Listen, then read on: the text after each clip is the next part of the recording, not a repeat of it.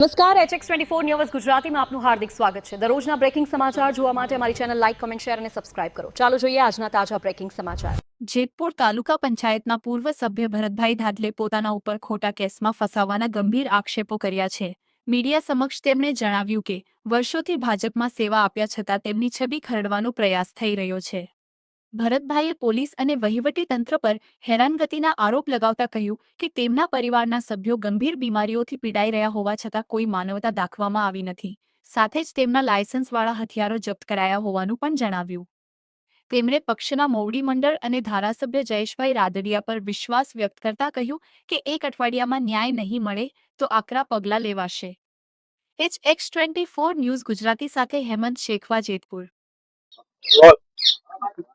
હું તાલુકા પંચાયત પૂર્વ સદસ્ય ભરતભાઈ ધાડલે એક દુઃખ સાથે મારે એક વાત જાહેર કરવી છે કે હાલમાં ભાજપની સરકાર હોય અને ભાજપમાંથી હું સેવા આપેલી હોય, હાલમાં પણ સેવા આપું છું, પણ મને એક ખોટા ગુનામાં અમને અમારા પરિવારને બિલકુલ ખોટી રીતે એક ફિટ કરી દીધા।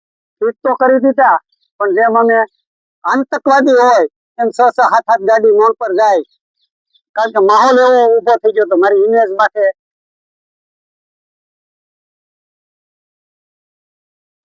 હાલમાં હજી હું કઉ છું કે હજી અમારા આગેવાનને મેં વાત કરી છે અને હજી એક વાર કહેવાનો છું, જો બની શકે તો મને કોઈ પાર્ટીમાં પણ પાર્ટીને મારે ધ્યાન દોરવું જરૂરી છે। કદાચ એને આ ખ્યાલ પણ ન હોય, મારે હવે પછી હું નિર્ણય લેવો પેલા પાર્ટીની રાહ જોઈ હું છે ને ડેલી ડોકે મારી દઉં, સોરે જઈને બેહું, અને મારી માથે જો થતું હોય અને સહન કરું તો બીજાનું હું સારું કરી દઉં।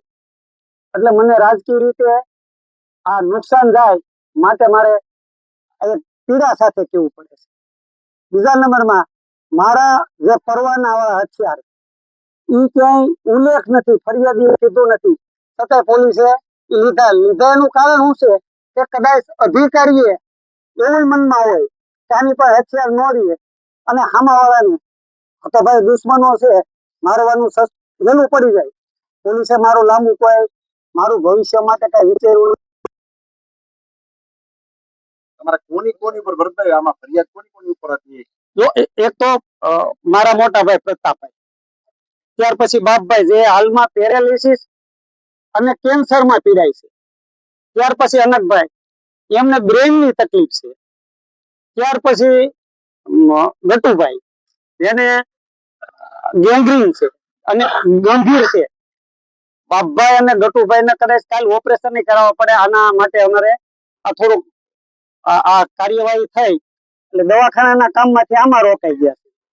એટલે અને આ બધું પોલીસને જાણ કરેલ છે, તો છતાંય અમને બહુ અમારી જિંદગીમાં કડવા અનુભવ થયા છે, કારણ કે ખોટા કેસ તો અમારી માથે ભૂતકાળમાં થયા છે, પણ દુઃખ એ વાતનું છે કે હું આ સરકારમાં હોઉં અને અમારી માથે થાય વસ્તુ કેવી અમે અમારા મતદારો એક એનું મનોબળ તૂટે કે ભાઈ જો આ વ્યક્તિ છે એની માથે આવું થતું હોય તો અમે એનું શું કરી શકીએ।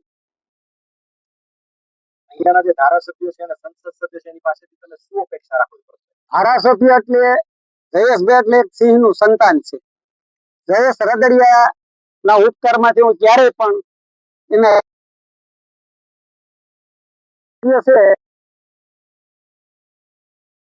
કીધું એમ અહીંયા કઈ ગોલા ને ગા છે ને દૂધે વાળું કરતા નથી।